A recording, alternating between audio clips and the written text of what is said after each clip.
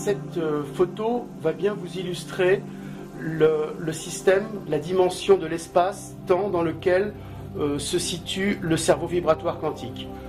Au centre de la photo, vous avez un cerveau qu'on va appeler le cerveau neuronal, c'est celui que nous connaissons tous, c'est la cervelle, ce sont les synapses, ce sont les neurotransmetteurs.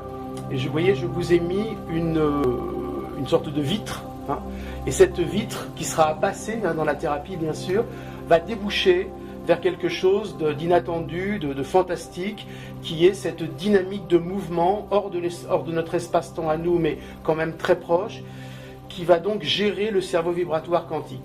Et cette dynamique a deux mouvements essentiels.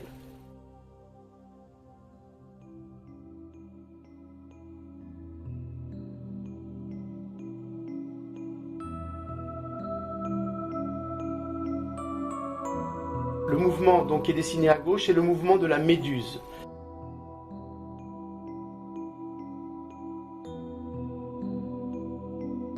C'est-à-dire que le cerveau vibratoire, alors je dirais cerveau vibratoire et pas quantique à chaque fois, hein, donc le CVQ a un mouvement de méduse. C'est-à-dire que quand vous rentrez dans ce champ, vous avez un ensemble dynamique qui va se mettre à, on va dire, faire des allers-retours, osciller comme un mouvement de méduse.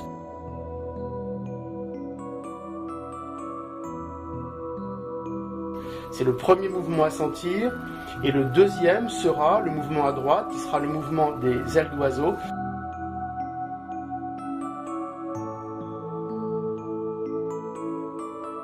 Qui sera encore une autre forme de communication, puisque ces deux mouvements sont les mouvements principaux qui gèrent la communication du corps. Et on sait qu'un autiste ne communique pas. Et quand ces deux mouvements sont bloqués, principalement la méduse, que l'autiste va rester bloqué dans cette coque et il ne pourra pas en sortir. Voilà en approche déjà, pour ceux qui ne connaissaient pas, la dynamique de base du cerveau vibratoire quantique.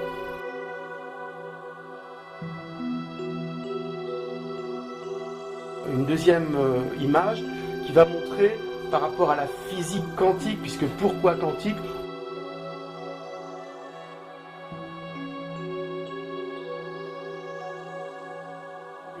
Lorsque l'on rentre dans le cerveau de l'enfant, on est dans cette pointe bleue qui va côtoyer, vous voyez, le système médusiel d'oiseau, et on la remonte en surface en quotient biologique.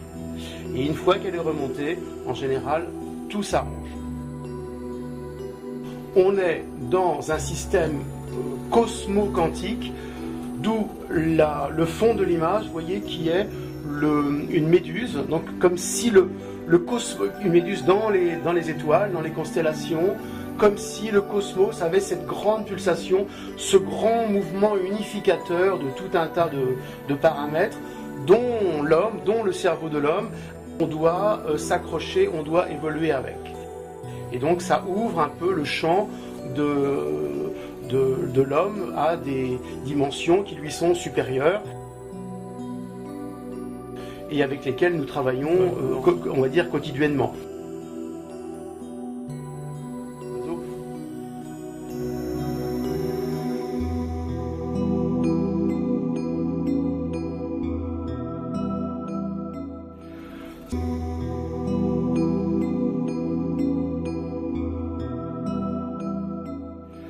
Cette technique, donc, comme le montre cette photo, qui est un peu notre logo, hein, est exclusivement manuelle. Il n'est pas question de se servir de quelque appareil que ce soit, de quelque langage non pratique. Non, c'est une technique de puissance manuelle qui permet de rentrer dans le cerveau. Donc c'est uniquement manuel. Le cerveau de l'autiste, donc, qui est mis au milieu et qui gère le cerveau neuronal, donc c'est ce mouvement méduse, lorsqu'il est bloqué, les manifestations de l'autisme apparaissent. Je vous dirais que l'autiste est quelqu'un d'hypersensible qui manifeste par les symptômes ce blocage.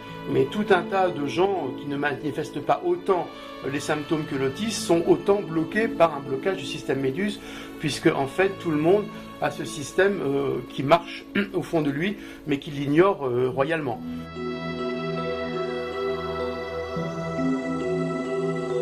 L'autiste est un ultra sensible qui manifeste ce blocage. Donc, le cerveau méduse est, comme je vous l'ai dit tout à l'heure, le premier outil de communication de l'individu. Donc c'est le cerveau qui communique. Lorsqu'il s'invagine, lorsque vous voyez la méduse qui se ferme, à ce moment-là, nous sommes en période de digestion, d'apprentissage. Lorsque la méduse va s'ouvrir, vous avez tout le flot, on va dire, d'informations quantiques qui va se répandre dans tout le corps.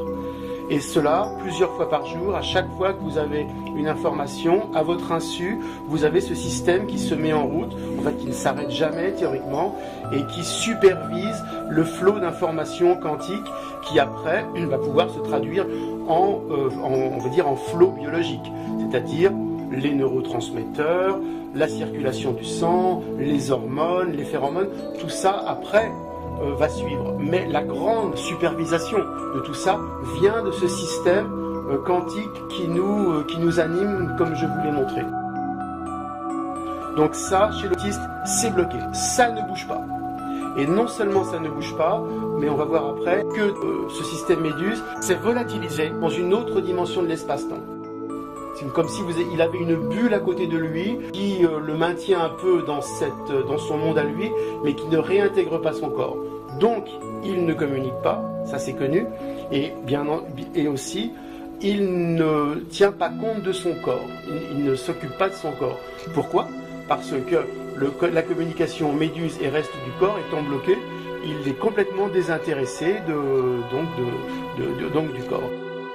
Communiquer à la fois la puissance qui gère l'être humain, la puissance que j'espère pouvoir vous aider à ressortir de votre conscience si vous adhérez à ce système, et également la puissance pour nous bioticiens qu'il faut mettre pour sortir, arracher l'autiste de ce monde qui est vraiment souvent dans des dimensions très très lointaines.